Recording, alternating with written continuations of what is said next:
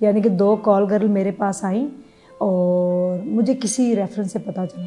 तो मैंने उनसे कहा क्या मजबूरी है, एक विडो थी और एक तलाक याफ्ता।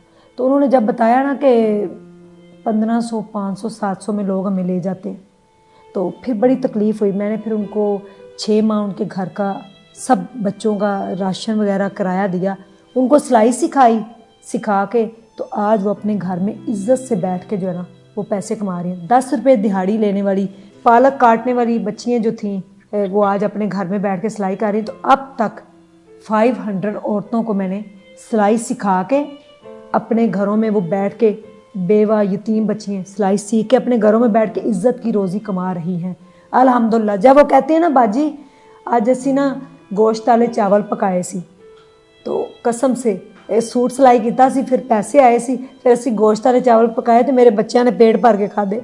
आप यकीन मानिए मेरे अंदर एक सर्द लहर दौड़ जाती है और मैं कहती हूँ या अल्लाह तेरा शुक्र है अल्हम्दुलिल्लाह कि तूने इस गुनाहगार से इंसान को अपने बंदों की खिदमत के लिए चुना और मुझसे ये कभी भी ना छीनना। मेरी जब मौत वाक़या हो तो उस टाइम मुझे दिखा देना कि आपका ये मुकाम है। पिछले साल मुझे डेंगू हो गया और उसमें फिर मुझे मेरी कब्र दिखाई गई। मैं डेंगू हो गया और 16 दिन ज़िंदगी के मुझे नहीं पता मैं कहाँ हूँ। तो लोगों ने वीडियोस डाल दी कि उसकी डेथ हो गई है। मुल्तान के कब्रिस्तान किसी गांव में मेरी कब्र बनी, मुल्तान के हॉस्पिटल में मेरी डेड बॉडी थी और पता नहीं क्या कुछ, मुझे तो पता ही कोई नहीं। तो मैं ना बेहोश थी और ICU में थी। तो मैंने देखा सुबह 3 बजे का टाइम था, तो मैंने देखा कि बेलचे से ना कोई कब्र खोद रहे हैं 3-4 बंदे। तो मैंने उस कब्र को देखा ऐसे, तो मैंने कहा ये मेरी कब्र है, ये मैं हूँ। तो वो काफ़ी गहरी थी कब्र। तो मैंने ना फटाफट खिड़की से इधर मुंह कर लिया, मैं डर गई। तो जब मैंने इधर मुंह किया ना तो मेरे साथ ही ख़तून को लाया गया। तो वो बड़ा शिवरिंग हो रही थी, वो ऐसे कांप रही थी और बड़ा उनको पकड़ा। डॉक्टरों ने फटाफट उसके नालियाँ वालियाँ लगा दी।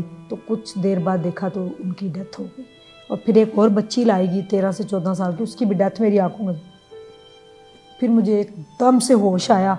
तो फिर डॉक्टरों ने मुझे बताया कि आपके प्लेटलेट्स जो है वो, मुझे तो नहीं खैर बताया मेरे घर वालों को कि इतने रह गए जो भी। तो ब्लीडिंग मेरी स्टार्ट हो गई। तो वो मेरी ज़िंदगी जो थी अल्लाह ने मुझे वो ज़िंदगी दी नहीं। और मुझे नहीं पता, मैंने अपनी कब्र को खुद अपनी आंखों से देखा। उस वक़्त जो फिर मुझे झटका लगा ना, तो फिर मैंने पहले तो मैंने अपना चैनल जो है 70% किया था, फिर मैंने 2 नफल पढ़ के 100% कर दिया। तो अब अल्हम्दुलिल्लाह मेरी सारे चैनल की इनकम डोनेशन में जाती है।